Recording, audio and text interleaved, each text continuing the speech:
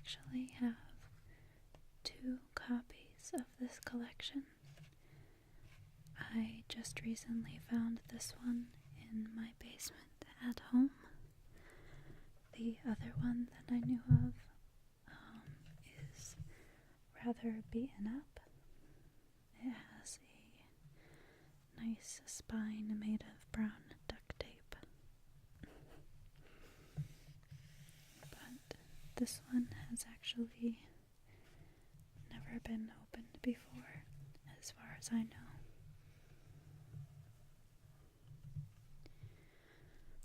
So, welcome to The Many Adventures of Winnie the Pooh, a classic Disney treasury.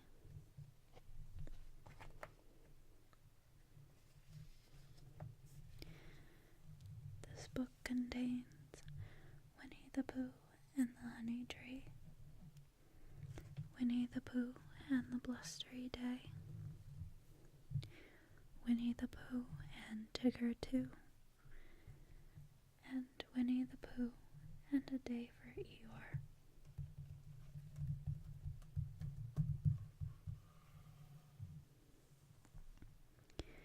I'm going to start with Winnie the Pooh and the Honey Tree.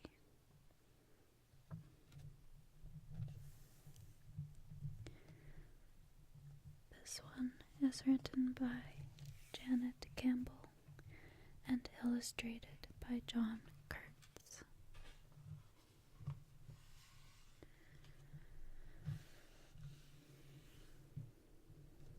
I hope the glare from the light isn't so bad that you guys can't see the illustrations.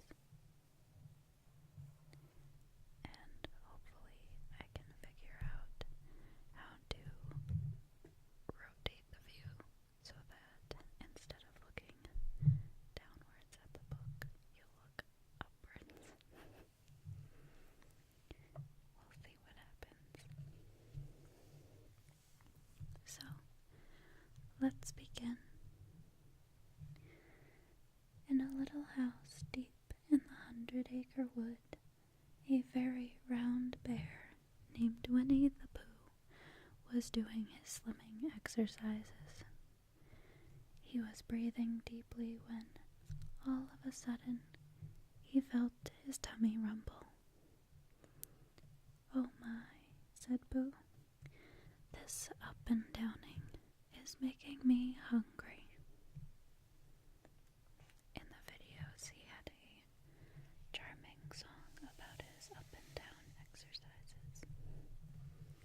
I believe Pooh had a song for almost everything that he did. Pooh hurried to the cupboard and got out his honey pot. "Bother," said Pooh. "There's nothing left but the sticky part." But the sticky part was better than no honey at all. So Pooh stuck his nose into the pot and licked up the last little bit.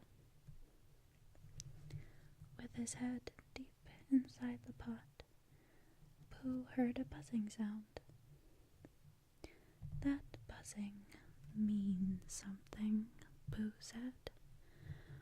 Pop! He pulled his head out and saw a bee fly out his window.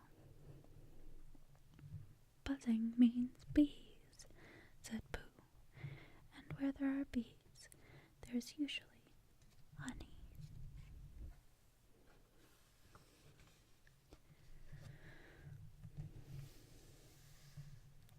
Pooh followed the bee through the 100-acre wood. When he came to the foot of a very tall tree, he looked up and saw the bee buzzing around a hole. "Honey," said Pooh, and he began to climb. He climbed and he climbed all the way up the tree, all the way up to the hole.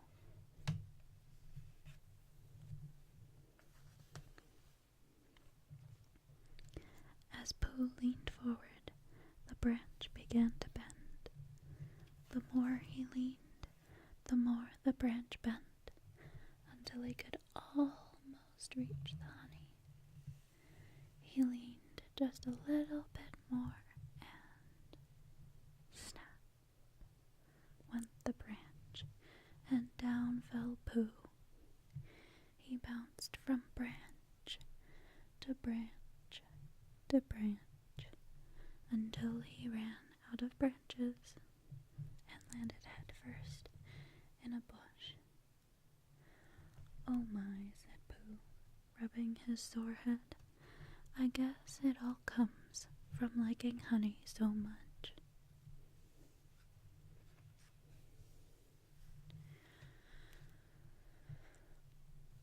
Pooh rubbed his head so hard that he came up with an idea. He would borrow a balloon from his friend, Christopher Robin. "You can't get honey with a balloon," Christopher Robin told Pooh. "I can," said Pooh. "I shall hang onto the string and float up to the bee hole," he explained. Then Pooh rolled himself in mud until he was covered from his nose to his toes. "I'm pretending to be a little black storm cloud," Pooh told Christopher Robin, "to fool the bees." "Silly old bear," said Christopher Robin. He watched Pooh float up, up, up into the sky and tangle right beside the hole.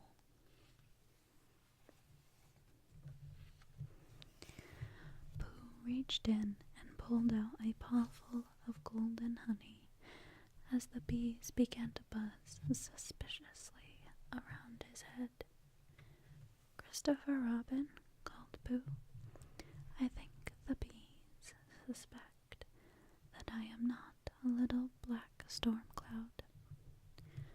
With a swoosh, the balloon string loosened, and the balloon began to lose air. It swooshed under Pooh, and it swooshed over Pooh, and then it rose high above the treetops, with Pooh trailing along for the ride. "Oh my," said Pooh. Then the balloon had no more air at all, and down Pooh went, landing right on top of Christopher Robin. "Oh dear," said Pooh, shaking his head. "I guess it all comes from liking honey so much." By then it was lunchtime, and Pooh was hungrier than ever. So he sat down to think, and he thought first about honey, and then about Rabbit, because Rabbit always had some honey in his house. Pooh hurried to Rabbit's house.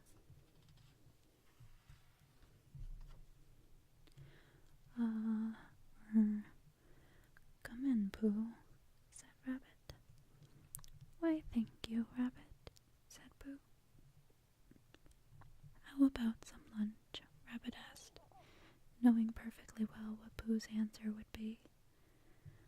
"Would you like condensed milk or honey on your bread?" "Both," Pooh answered.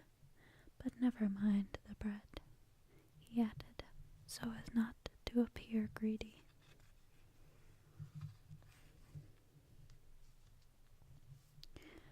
Rabbit sat at the table and watched Pooh eat.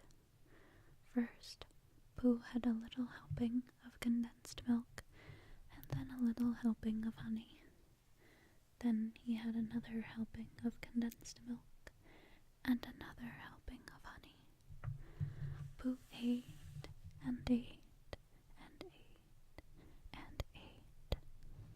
At last, Pooh rose slowly from the table and said in a rather sticky voice, "Goodbye, Rabbit.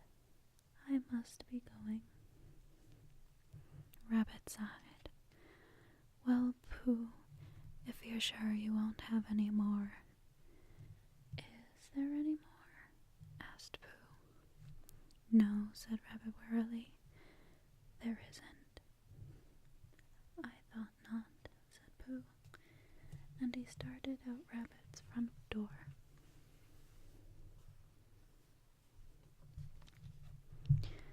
Pooh's head reached the outdoors, and his feet dangled indoors, but his middle got stuck in the middle.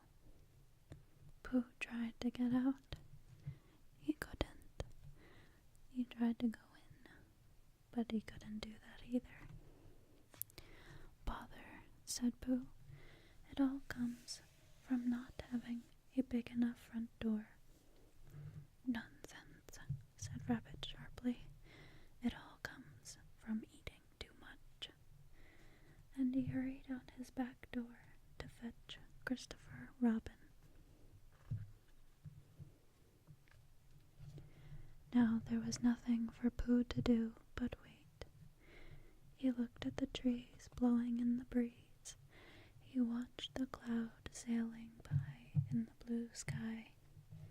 Then he wiggled his bottom and kicked his legs, just in case.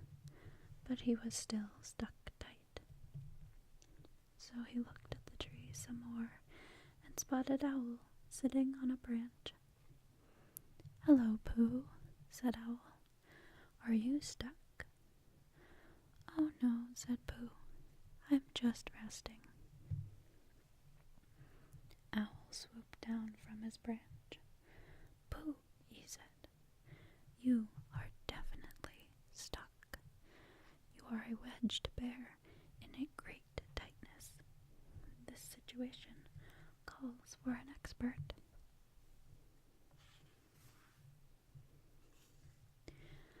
"Did someone say expert?" asked Gopher. "Gopher's my name. Digging's my game. Now what seems to be the problem?" He quickly inspected the situation. "The problem with this door," said Gopher, "is that it has a bear in it. Now, we could dig him out, or we could dynamite him out." "Dynamite?" said Pooh in a very small voice. "Dynamite!" exclaimed Owl. "Nonsense. We can't dynamite. We might hurt him." "Well, think it over," said Gopher, popping back down into his hole. "Let me know if you change your mind."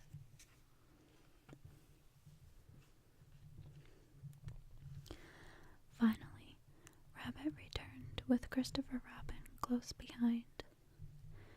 "Silly old bear," said Christopher Robin, shaking his head.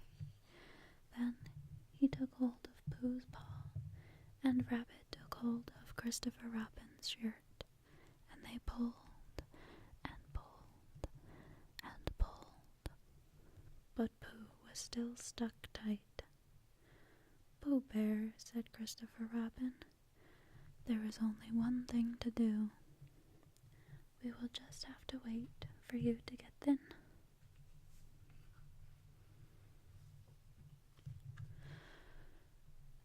So they all waited.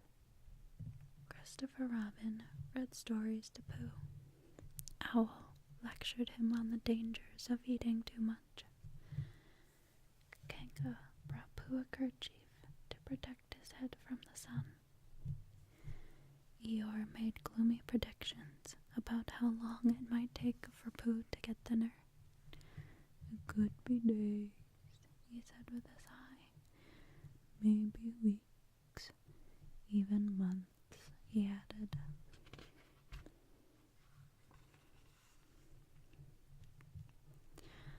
Rabbit grew tired of seeing Pooh's bottom and legs where his front door used to be, so he wedged a picture frame around Pooh and put a lace doily on Pooh's bottom.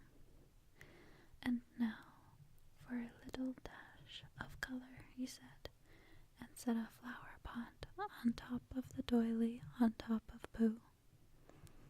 But Pooh kicked his legs and the flower pot went crashing to the ground. Next, Christopher found two branches that looked like antlers. With a paintbrush, he painted a moose face right on Pooh's bottom. For a finishing touch, Rabbit found a board and put it across Pooh's legs like a shelf. "Now that's more like it," he said. More time passed, and still Pooh wasn't getting any thinner. Kanga brought Roo for a visit. "I brought you some honeysuckle, Pooh," said Roo. "Honeysuckle?" asked Pooh hungrily. "No, Pooh," said Kanga, laughing. "You don't eat it. You smell it." Pooh buried his nose in the flowers and sniffed. He said. He sniffed again. "Ah." Then his nose began to tickle. "Ah," he said once more. "Ah, ah, ah." Choo. Down came Rabbit's new shelf, knickknacks and all. Oh dear," said Rabbit crossly. "Why did I ever invite that bear to lunch?"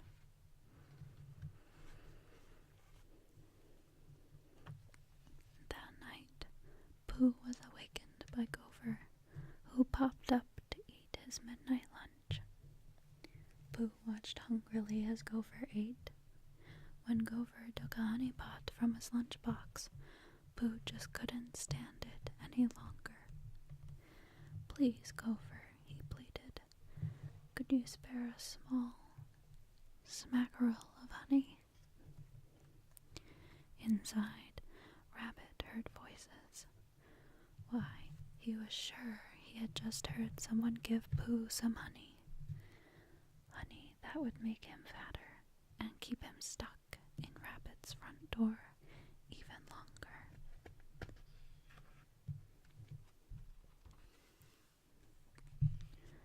"Stop, stop, stop," Rabbit cried, and he rushed out his back door and around to the front, just in time to snatch a honey pot from Pooh's paws. "Not a bite," he snapped. "Not a lick, not a drop." Then he made a sign and stuck it right up in front of Pooh, where everyone could see it.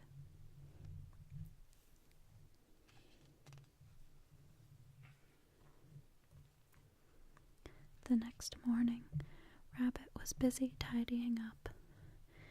He mopped his brow and leaned against Pooh's bottom to rest. Pooh moved. He budged. "Hooray! He budged," Rabbit cried. "He bidged, he badged, he booged." He stopped to catch his breath. "Christopher Robin," he said. "I must get Christopher Robin." And out his back door Rabbit went, off through the 100-acre wood, just as fast as he could go.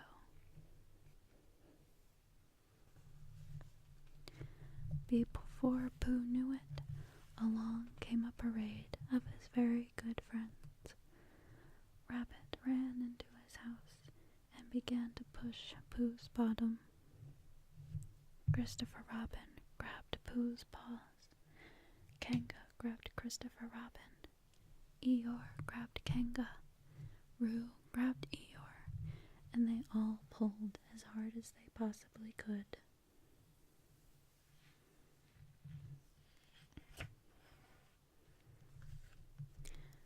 Just when they were beginning to think that perhaps Pooh hadn't budged after all, Rabbit backed up in his living room as far as he could go and ran across the floor as fast as he could run and threw himself at Pooh's bottom as hard as he could throw himself. Pop!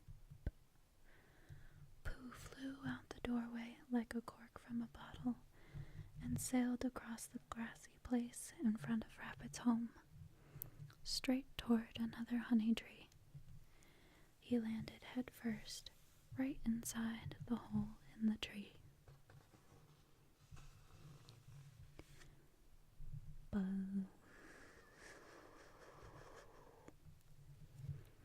Pooh's sudden appearance startled the bees, and they flew out of the tree and far away over the treetops. Winnie the Pooh considered his new surroundings. Everywhere he looked, he saw delicious, delightful, mouth-watering honey. "Don't worry, Pooh," called Christopher Robin from way down below. "We'll get you out." "Take your time, Christopher Robin," said Pooh. "Take your time.